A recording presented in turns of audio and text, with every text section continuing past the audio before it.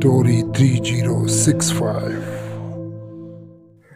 Hello दोस्तों, मेरा नाम है विजय और आप सुन रहे हैं स्टोरी 3065।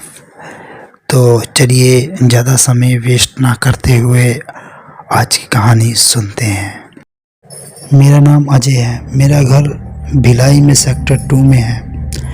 मैं एक हॉस्पिटल में कंपाउंडर की जॉब में था, जो कि 10 से 5 बजे तक का जॉब है। हॉस्पिटल भिलाई में सेक्टर 9 में था। मैं रोज़ सुबह अपने घर से हॉस्पिटल को जाता। मैंने कई लोगों से उस हॉस्पिटल के बारे में बहुत सारी अफवाहें सुनी थी कि वहाँ पर भूत प्रेत रहते हैं। तब मैं भूत प्रेतों पर उतना विश्वास नहीं करता था। मुझे कोई फ़र्क नहीं पड़ता था इन बातों से, और इन कई सुनी बातों पर मैं ध्यान भी नहीं देता था। मुझे ये सब बातें मन घड़त कहानियाँ लगती थी। लोग कहा करते थे कि रात के समय वह भूत प्रेत घूमते हैं। एक दिन जब मैं सुबह सोकर उठा तो मुझे हॉस्पिटल से कॉल आया। मुझे बताया गया कि मेरी ड्यूटी आज रात में है। मैं भी रात में ड्यूटी करना चाहता था, क्योंकि इससे पहले मैंने कभी रात में ड्यूटी नहीं की थी और मुझे ये देखना था कि क्या लोग जो भूत प्रेत की बात करते हैं वो सही है। फिर मैं दिन भर आराम किया, क्योंकि मुझे रात में ड्यूटी करनी थी, जिसमें सोने का टाइम नहीं मिल पाता। मैं रात में ड्यूटी पे गया। वहाँ अभी कुछ भीड़ थी, लोगों को आना जाना हो रहा था। मैं अपने काम में व्यस्त हो गया। धीरे धीरे डॉक्टर नर्स अपना अपना काम करके जाने लगे। मेरी ड्यूटी आईसीयू में थी। वहाँ मेरा साथी एक पवन था, जो मेरे ही साथ काम कर रहा था। उसकी भी आज नाइट ड्यूटी लगी हुई थी। बस दोनों अपने अपने काम कर रहे थे। अपना काम करके हम खाना खा रहे थे। खाने के बाद पवन ने बोला, चल अजय यार, हम थोड़ा टहल कर आते हैं, जिससे खाना भी पच जाएगा और थोड़ा माइंड भी फ्रेश हो जाएगा। मैंने भी बोला, हाँ चल थोड़ा टहल कर आते हैं। दोनों रूम से निकलकर टहलने लगे। हम वहीं हॉस्पिटल के अंदर ही टहल रहे थे।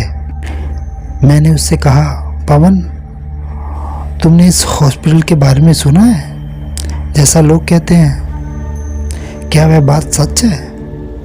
पवन ने कहा, मुझे इन सब चीज़ों से दूरी रखो। मुझे तो भूत प्रेतों के नाम से ही डर सा लगने लगता है।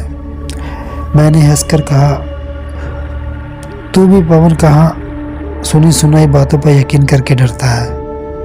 पवन ने कहा, यह सुनी सुनाई बात नहीं है, सच में ऐसी भूत प्रेत वाली घटना यहाँ होती रहती है। मैं आज नाइट ड्यूटी करने को तैयार नहीं था, पर कॉल करके सर ने कहा, इसीलिए मैं आया। नहीं तो उनकी जगह कोई और होता तो मैं मना कर देता। मैंने कहा, अच्छा ऐसा क्या है? हम बातें करते करते पता ही नहीं चला कि हम कहाँ ऑपरेशन थिएटर के पास पहुँच गए। तब उस समय तकरीबन 1 बजे हुए थे। वहाँ कोई नहीं था। हम दोनों और पूरा हॉस्पिटल में सन्नाटा छाया हुआ था। सब अपना अपना काम करके घर को निकल गए। पवन थोड़ा सा डर गया। उसने कहा, चल यार यहाँ से चलते हैं, ये जगह मुझे अजीब सी लग रही है। मैंने कहा, अरे तू डरता क्यों है, कुछ नहीं होगा। तभी अचानक से हमारे पीछे किसी की चलने की आवाज़ आती है। टक टक टक। पवन घबरा गया और हम दोनों वहीं रुक गए।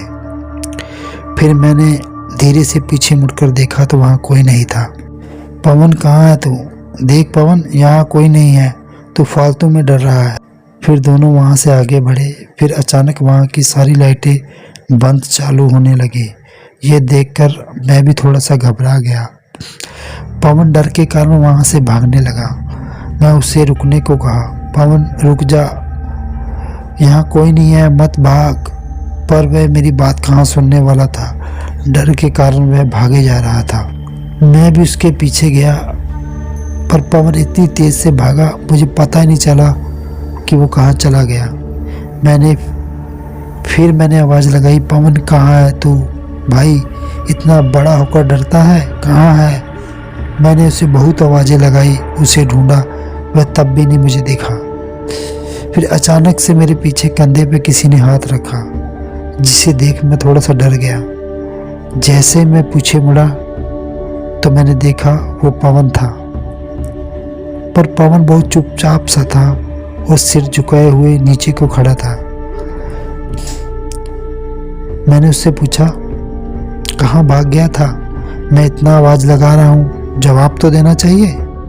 उसने कुछ नहीं कहा और बस चुपचाप सा रहा। मैंने उससे बोला, कुछ तो बोल।